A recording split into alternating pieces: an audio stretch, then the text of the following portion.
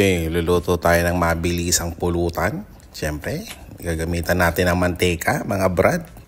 Paiinitan lang natin yan. Actually, mainit na yan. Electric stove kasi. So, sibuyas lang. Tamang gisa lang.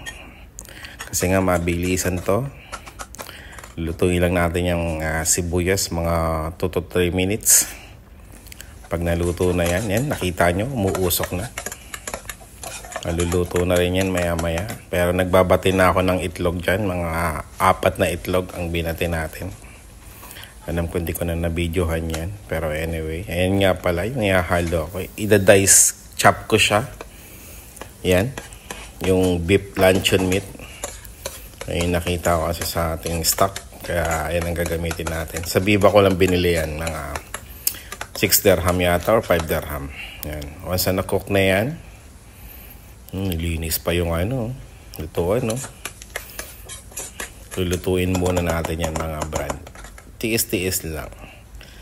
Pag naluto na natin yan, kailangan natin maluto kasi. Pero luncheon meat lang naman yan. So, mabilis lang din yan.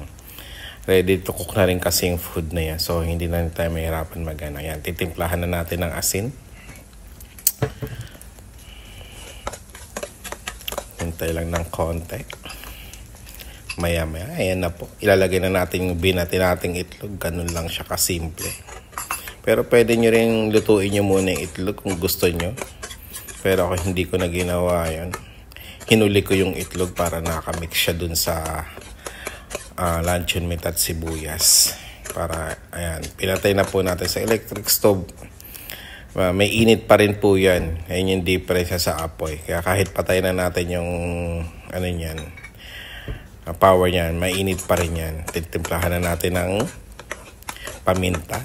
Yan, pwede na yan, mga brat. Luto na yan, pwede nang kainin yan. Pwede nang pulutanin yan.